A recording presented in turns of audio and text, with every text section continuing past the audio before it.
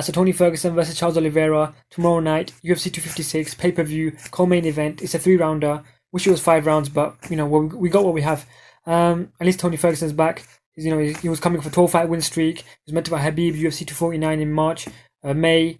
Habib pulled out. He fought Justin. He made weight twice. I don't know why. Just being Tony Ferguson. Obviously, people say that contributed to why he lost, but I don't think that was the main thing. I still would favour Gaethje beating him now. Going into the fight, I predicted Tony to win because I thought he would gas Gaethje out, and I thought he would be able to take him to the ground. But we found Justin's distance control is really good. And obviously he's got good enough wrestling. Tony just couldn't get in there to take him down. And it might be just because of Tony's pride. He doesn't want to go and take him down. He wants to try stand and bang. But if he does that again, he's going to lose to Dustin Poirier, Conor McGregor, and the likes of if he tries that. But I think he knows from now on. But still, I would favour Gaethje in the future if they did fight again. Tony's only getting older, and the stylistic matchup it just favours Gaethje unless it goes to the ground. Charles Oliveira, 7-fight win streak, 7 finishes in a row, coming off a win against Kevin Lee, third round guillotine finish.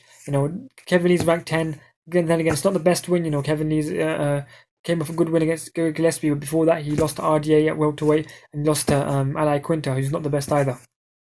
So his best win is Kevin Lee. Not the best win, but at least it's someone ranked. It's a decent win.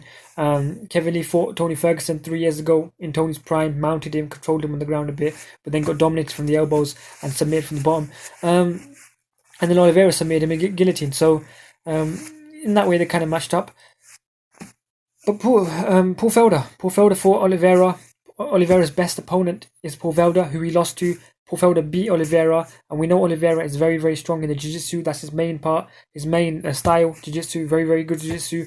But Paul Felder, who's not, jiu-jitsu specialist himself, he's not one of the best, and he's not someone I would consider championship material.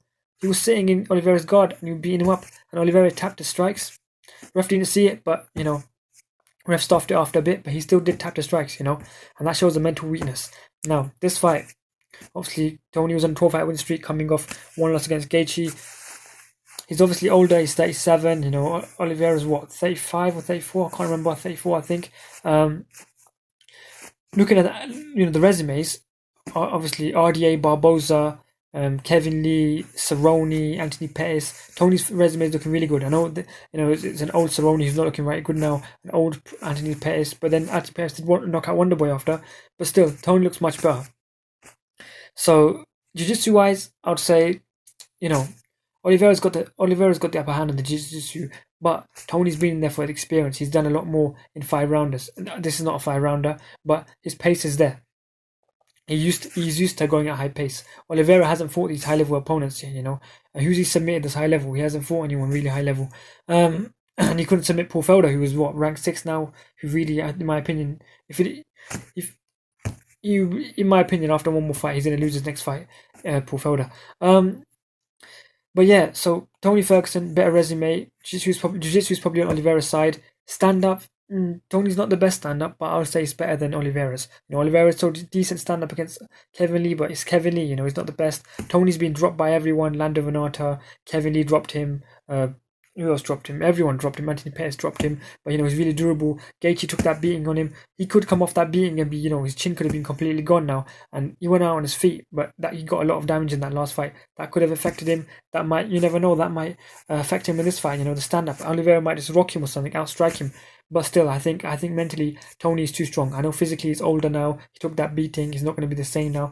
I think mentally is where it comes into play. Jiu-jitsu is very similar. Stand-up is similar, but I'll give it to Tony. As the rounds go on, it gets worse. I know it's only 3 rounds, which is much closer than 5. If this was 5, I would say Tony, 85% chance he wins. But it's a 3-rounder, so it's much closer.